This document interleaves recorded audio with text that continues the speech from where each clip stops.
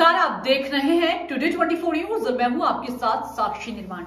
आइए शुरुआत करते हैं आज की कुछ बड़ी खबरों से। मसूरी में 19 दिसंबर को पेट्रोल पंप एमपीजी कॉलेज के समीप बस हादसे में शिकार हुई नेहा को न्याय दिलाने को लेकर मसूरी टीम संघर्ष, मसूरी ट्रेडर्स वेलफेयर एसोसिएशन और स्थानीय लोगों ने मिलकर मसूरी के शहीद स्थल पर सांकेतिक धरना दिया। वहीं स्वास्थ्य और परिवहन विभाग पर लापरवाही के गंभीर आरोप लगाए। इस मौके पर प्रदर्शनकारियों ने नेहा के परिजनों को उचित मुआवजा के साथ उसकी छोटी बहन को सरकारी नौकरी दिलाने की मांग की है। बता दें कि 19 दिसंबर को नेहा मसूरी पेट्रोल पंप के पास जैसे ही रोडवेज बस से उतरी और उसी बस के पिछले टायर के नीचे आ गई, जिससे वह गंभीर रूप से घायल हो गई। लोगों द्वारा नेहा को जिला चिकित्सालय ले जाया गया, जहां से उसकी गंभीर हालत को देखते हुए 108 एम्बुलेंस के माध्यम से देहरादून रेफर कर दिया गया है। 108 एम्बुलेंस से नेहा को देहरादून अस्पताल ले जाते हुए एम्बुलेंस में होल्डर खराब होने के कारण नहीं बचा। वह एम्बुलेंस का स्ट्रक्चर भी खराब था, जिससे नेहा को काफी दिक्कतों का सामना करना पड़ा। नेहा के पिता ने बताया कि जब नेहा को अस्पताल ले जाया जा रहा था, एम्बुलेंस का होल्डर न बचने के कारण समय से नेहा को अस्पताल नहीं पहुंचाया जा सका, जिससे उसके अस्पताल पहुंचते ही मौत हो गई। उन्होंने कहा कि रास्ते भर वह लोगों से हटने के लिए चिल्लाते रहे। मसूरी ट्रेडर्स वेलफेयर एसोसिएशन के अध्यक्ष रजत अग्रवाल, कांग्रेस शहर अध्यक्ष गौरव अग्रवाल और टीम संघर्ष के सदस्य नितिन दत्त ने कहा कि प्रदेश के स्वास्थ्य और परिवहन विभाग की लापरवाही के कारण नेहा की जान गई है। उन्होंने कहा कि बस चालक इतनी तेजी में बस चलाते हैं, वही यात्रियों को उतारने के लिए भी नहीं देते हैं, जिस कारण नेहा बस से उतरते ही पिछले टायर के नीचे आ गई और गंभीर रूप से घायल हो गई और अस्पताल ले जाते वक्त उसकी मौत हो गई। पूरे प्रदेश में खुली है। सबसे पहले मैं आपके माध्यम से जीरो टॉलरेंस का मतलब पूछना चाहूँगा हमारे भारतीय जनता पार्टी से। आपको याद होगा 1-1.5 साल पहले एक हमारे विधायक का सिर्फ यह चालान काटा गया था और अगले दिन ही उस पुलिस वाले को यहाँ से सस्पेंड कर दिया गया था, उसे और कहीं भेज दिया गया था, उसका तबादला कर दिया था। इतना दुर्भाग्यपूर्ण ये घटना हुई है, पर अभी तक इस पर कोई कार्रवाई नहीं हुई है, इस पर कोई एक्शन नहीं लिया गया है। तो मैं ये जानना चाहता हूँ कि ये जीरो टॉलरेंस का मतलब क्या है, पहले ये पूरे प्रदेश को समझा दें। आज 3 महीने हो गए, उस वीआईपी का नाम नहीं पता चला, वो जाकर फिर कहते हैं कोई वीआईपी था ही नहीं।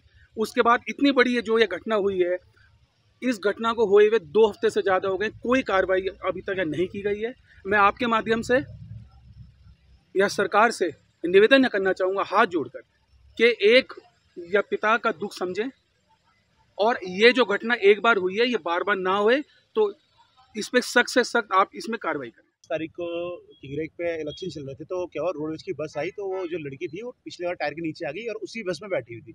सबसे पहले तो ये दुर्भाग्य की बात है, जो बंदा उसी गाड़ी में बैठा है वही उसके पीछे टायर में आ जाए। फिर उसे प्राथमिक उपचार के लिए हम सिविल हॉस्पिटल लेके गए और सिविल हॉस्पिटल में क्या हुआ ना, प्राथमिक उपचार बोला कि यहाँ पे नहीं होगा, रेफर कर दिया। तो आप ये सोचिए कि कितनी बड़ी लापरवाही प्रशासन की है कि बिना हुटर के एम्बुलेंस भेज दी उन्होंने।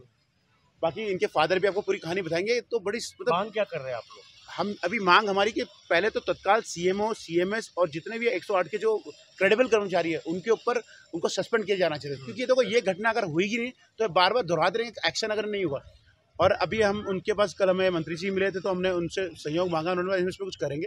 और अगर नहीं करेंगे तो फिर अभी तो हम उन्हीं सीएमएस और सीएमओ और आपके 108 के कर्मचारियों पे हम जो है उनके लिए सस्पेंशन मांग रहे हैं। अभी इसके बाद हम स्वास्थ्य मंत्री को सीधा बोलेंगे और एफआईआर करेंगे स्वास्थ्य मंत्री पे और जो ट्रांसपोर्ट मिनिस्टर है, क्योंकि इन दोनों की लापरवाही से और उत्तराखंड में पता नहीं कितने लोग ऐसे मर रहे हैं।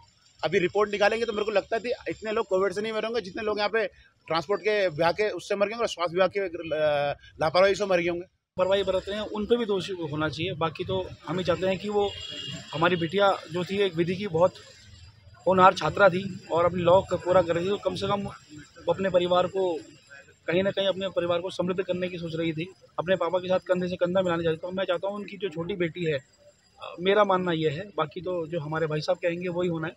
मेरा मानना तो ये है कि पहले उन लोगों पे जो दोषी हैं उन पर कार्रवाई हो, उचित कार्रवाई हो और हमारी जो बेटी है उसको कम से कम परिवहन में मेरी बात हुई है अभी जयरोमोला जी के माध्यम से, परिवहन मंत्री जी से बात हुई है, उन्होंने हमें समय दिया है बुधवार का, तो शायद मैं उनसे मिलने जाऊँ और उनके चाचा जी को भी अपने साथ लेके जाऊँगा। तो उनसे बात हुई कम से कम परिवहन की गलती की वजह से कम जो हमारी छोटी बेटी है उसे एक सरकारी नौकरी दी जाए। और हालांकि जो मुआवजा है वो मुआवजा किसी व्यक्ति की कमी को पूरे नहीं कर सकता, लेकिन जो उचित मुआवजा हो वो दिया जाए। क्या उन्होंने एम्बुलेंस वगैरह बुलाई तो काफ़ी देर तक एम्बुलेंस में लग उसको बुलाने में लग गया, पता पूछने में, इसने में। तो जैसे ही वो आई आधा रास्ता था, जैसे मैं नीचे तक गया, मतलब पुल के तक हम शॉर्टकट से जा रहे थे, जब आगे ट्रैफिक शुरू हो गया ना तो वो हटने को तैयार नहीं है कोई, वो खाली एक हॉर्न बजा रहा, हॉर्न कर रही। तो मैंने पूछा उसका, जो अंदर कर्मचारी था उसका, तो मैंने पूछा भी इसका हूटर वगैरह जो भी इसका सायरन वगैरह होता है एम्बुलेंस का, वो क्यों नहीं बज रहा। तो वो कहता है कि भैया इसका जो सायरन है ख़राब हो रखा है, हमें इसको मेरठ से मंगाना पड़ेगा। मतलब इससे आगे जाके हमने तो आवाज़ दे के लोगों को, मतलब जोर जोर से चला के बोला भाई हट जाओ, कोई हटने को तैयार ही नहीं है। अगर थोड़ा देर हो पहले हम पहुंच जाते हैं वहाँ पे हॉस्पिटल में तो शायद उपचार हो जाता है। शायद कुछ वो भी बता दो कि जो हाँ। स्ट्रेचर था पूरा नीचे ऊपर हाँ, तरफ। स्ट्रेचर भी उसमें एकदम फिक्स नहीं था। स्ट्रेचर कभी इधर भाग रहा, कभी इधर भाग रहा, या हम मरीज को पकड़ेंगे स्ट्रेचर में या स्ट्रेचर को पकड़ेंगे इसमें।